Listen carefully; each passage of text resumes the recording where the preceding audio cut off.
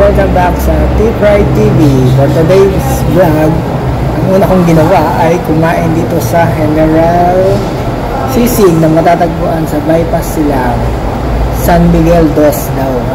Alam itong bypass sila, no? Ang mga mahilig bumayin Tagaytay dyan. Pag kumaliwa kayo, bayan na sila. Pagka bypass sila. So yun guys, mag-start tayo ngayon ng ating vlog.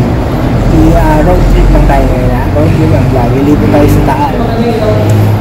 Taal road trip. Kaya ko lang itong Taal road trip kasi doon ako mag-ride sa vicinity ng Taal. So ayun guys, sama ko sa vlog ko itong General Sisig. Kung gusto nyo kumain ng masarap dito at mura at pakita nyo naman sa video pinakita ko ay ayun guys, start na tayo.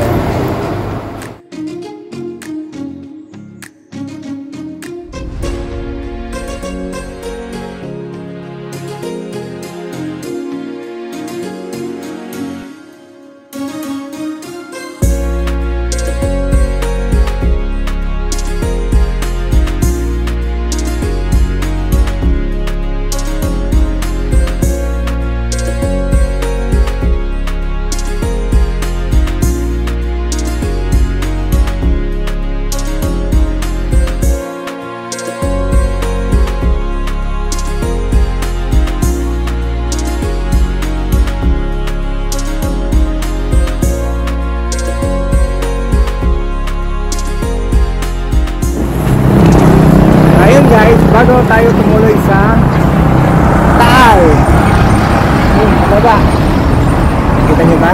Sa baba, ayun nga. Nag-stop over muna ako dito sa kaya pakita ko nga, pagkarin ko yung camera. Ayan, nag-stop over muna ako guys dito sa hashtag Beautiful Ridge. Kung saan makikita nyo dito yung medyo overlooking na Taal. Malayo. Yan guys, mamaya mababa tayo dyan. Stop over tayo. Pero ito, konting vlog lang. So guys, dito ako sa Tagaytay pa. Okay guys, diretso na tayo doon. Saan? Hindi, ano mo tayo? Culinary Mabini Shrine. Kasama natin niya sa aking Taal road trip. Yan, Culinary Mabini Shrine. Sana marami tayong mapuntahan. Kaya lang medyo after lunch na. Pero makakarating tayo hanggang Tangier. Ayun guys, later!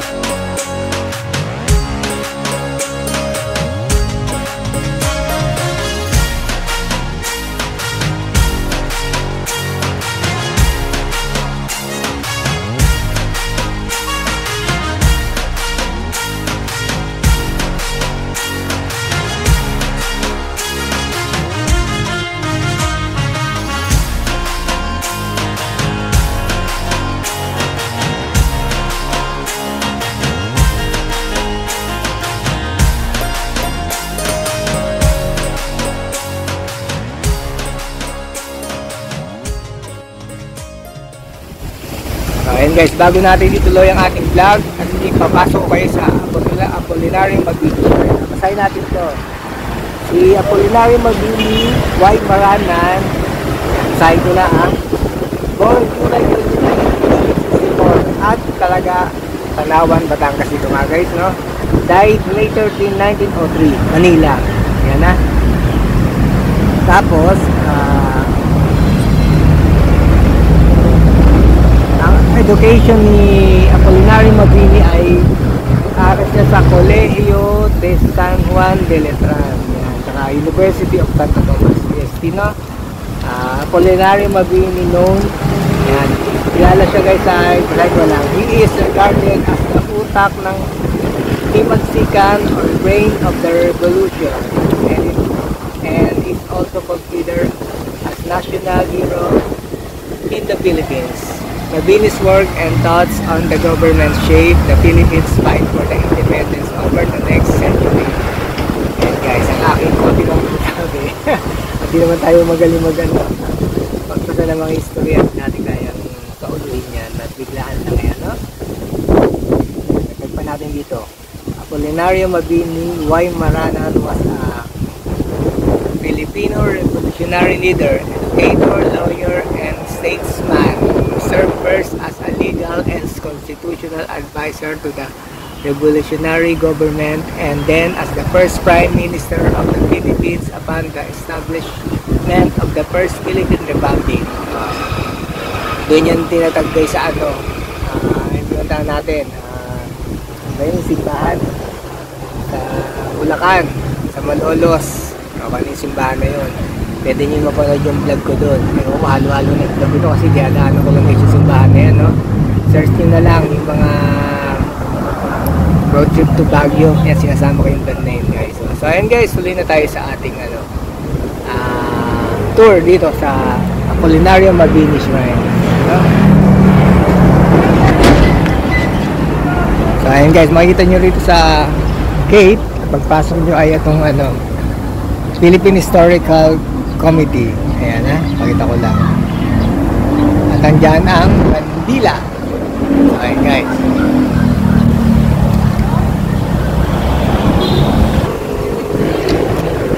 Ayan, dito tayo guys sa libingan ni Apolinario Mabini. Ayan, harap ko yung camera sa kabila. So ayan, nakikita nyo, no? Ayan, ang ganda na magagawa. Parang basta yung mga shrine lalo sa Tarlac, yung mga ginagawang, hindi ko lang tawag yan, parang tower, double tower. Ayan, pagkita ko yan.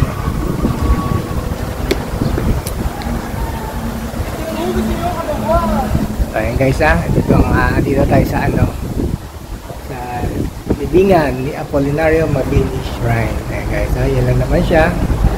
Maganda, naka-marble, naka-marble siya. May nakasulat dito. Ayan, walang kailangang mamatay tayo sa gitna o sa wakas man ng sang araw na pagpapakasakit ang mga susunod na salin ng lahi. Yan, sa pagdarasal nila sa harap ng ating mga puntod ay naghahandog sa atin ng luha ng pagmamahal at pagpapasalamat at hindi ng masaklap na pagsisisi. Okay guys, no? Kaya kung di pa kayo nakakapunta dito at pag kayo may ride, halimbawa papuntang Laguna, Lalusing Tanawan, pwede kayo mag-stop over dito sa Apolinario Mabini Shrine, ha? At napakaganda mag-relax dito. So ayun guys, tuloy ko na yung galo-galo.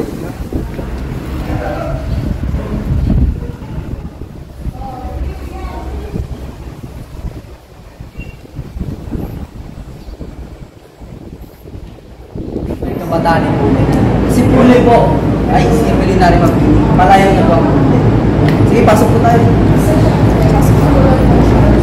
Nakalagay po dito yung early life po ni Mabini at yung buhay niya po bilang isang estudyante.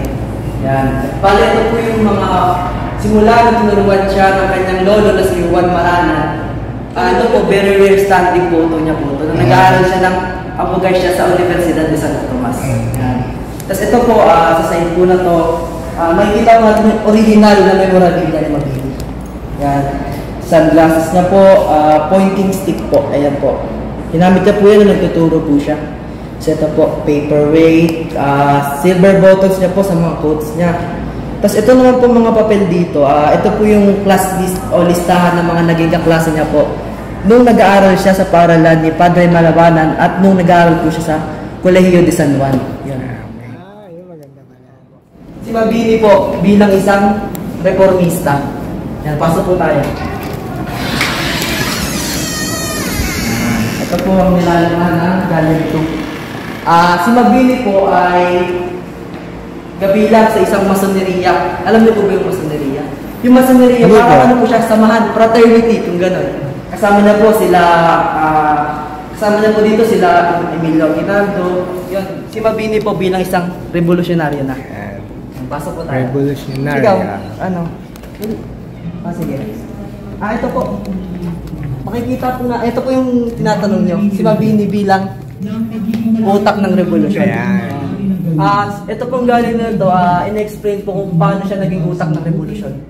Yan po, nakasulat po dyan lahat ng detalye. Yan, sige po, pakita niyo po. Kung paano siya tinawag na utak ng revolusyon. Digmaan laban sa Estados Unidos. Yan. Sige po, pasok po tayo. Ito po ditong interactive map. Ito po, pag pinindot niyo po umiilaw. Nung bumisita po kayo, dito na po ito. Wala pa siya. Yan, ito po. Interactive map po ito. Tapos ang gallery po na to, pinapakita niya po dito kung paano naging parte ng Philippine history yung mga Amerikano as a new colonizers natin or mananakop. Di ba po? Yan. Yan. Ito po, interactive map po yan. Kung gusto niyo po, tignan niyo po yung mga detailed. Then pindutin niyo po. Yan. Pag umilaw po, dun po nangyari yung ano na yon. O ano man yung history na. Opo. Yan nga. Marami. Ito po, mga old maps. Kaya may hilo ka talaga dito pag kinumpleto mo yan eh. Kung okay na po ba kayo? Okay na, okay na. Sige, Okay. proceed po tayo sa next gallery. Digmaan sa Luzon na po. Gallery 5, Digmaan sa Luzon. Sa Luzon. Yan. Pasok po kayo. Ayan, ito nakita ko to eh. May Ito po yung kanyon. original ano talaga yan, no? Ito parang original. Replica ba? Kaya natin yung ano. Orig siya kasi may ano siya eh. Kung may ano parang May tag yan po, tawag dyan, no? Ayan, no? Tapos ito naman po sa side na to, mga pinuno ng buong Pilipino sa Luzon po. Yan po. Marami po yan eh. Sobrang dami po nila. Yan, siguro ito familiar po kayo dito. Antonio Luna. Yan. Opo, ito po yung rina na ginamit ni Mabini. Umupo. Isipin po natin. Ayan. Umupo po siya dyan. Opo, nilipat po yan simula ay nanggaling po yan sa Nagtahan, Maynila. Kasi doon po siya namatay. Okay, nagtahan. Nagtahan, Maynila. Inilipat po, nilagay dito, ayan po. Isipin niyo po, umupo po siya dyan. Nagsalamin po siya dyan nung nakakatayo pa. Kahit po siguro nung lumpo pa siya, nakakarang sasalamin po siya dyan. Laki na salamin yun. Yan. Kaya, kasi ito po, nabanggit ko po kanina no, sa Gallery 1, hindi po nawawala talaga yung lamesa at saka ano niya. Kasi po si Mabini nga po ay mahilig magbasa, mag-aral. Sige po, pasok po. Siyaw na magkasalita.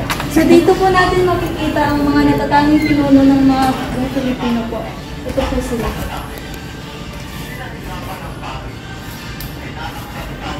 So dito naman po, ito po yung mga ginagamit na weapons ng mga Pilipino sa pakikipaglaban against America Pride. Ano siya? Kanyon na maliit. Opo, Lantaka po ang tawag. Ang tawag? Lantaka. Lantaka. Kaya guys, lantaka ang tawag dyan. Ang mga ulit tawag yung sa espada ng mga dapat. Bolo, bolo. Ang huling gallery. Po, pamahan yun. Yan. Sige po, pasok po tayo. Yan po. Yan, marami kang makikita. Yan, ito po. Ay, ano yan? Itong kabaong po ni Mabini. Medyo Hindi po talaga ito yung tunay na kabaong niya. Ginamit lang po ito nung itatransfer na po yung mga buto niya.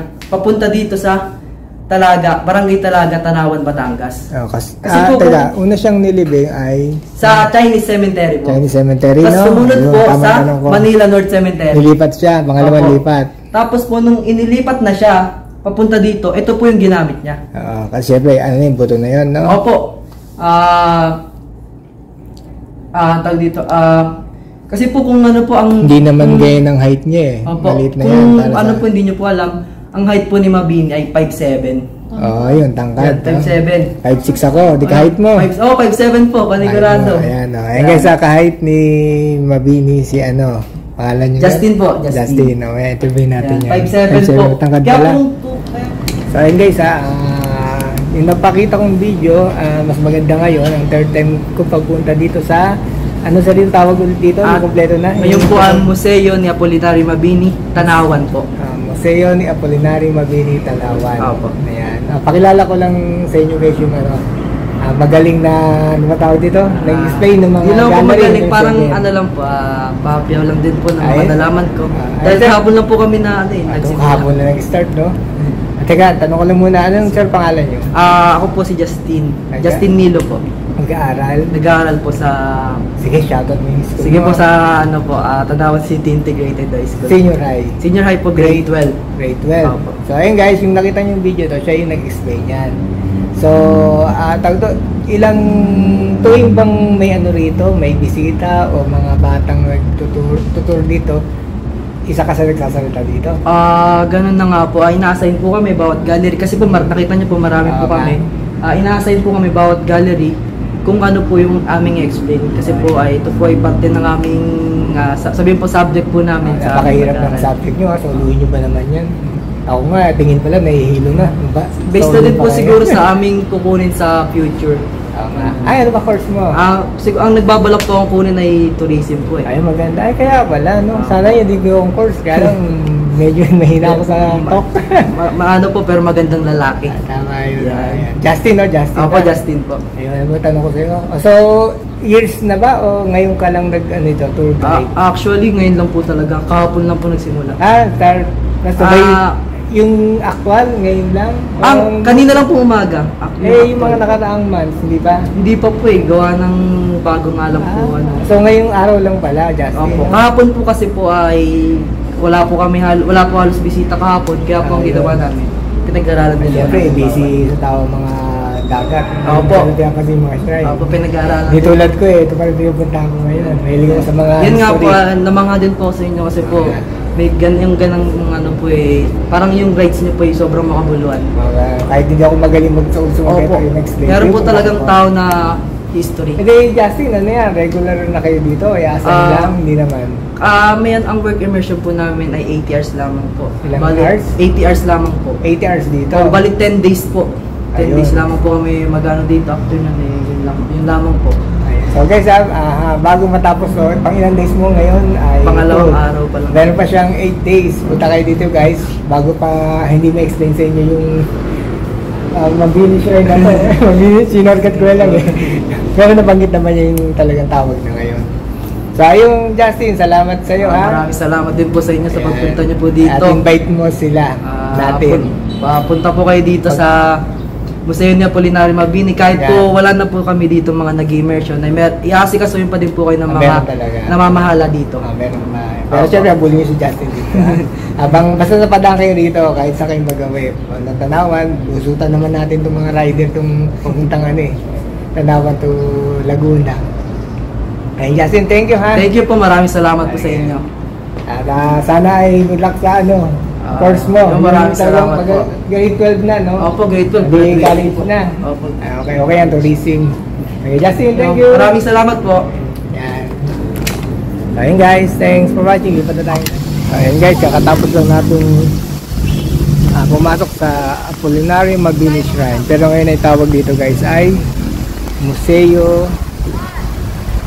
limutan ko. Museo ni Apolinario Mabini. Yan. So, ayun guys, lipat na tayo ng destination. Dapat tayo nagagala natin. Kailangan makaroon tayo sa Taal Church. So ayun guys, magandang ating vlog ngayon. Kaya lang medyo napahaba dahil ay merong estudyante na course ay tourism nga. Ayan, nakita sa vlog ko, pinakilala ko sa inyo, no? Na-explain niya ng maganda ang kung ano nasa loob dito. So ayun guys, thanks for watching. Next destination.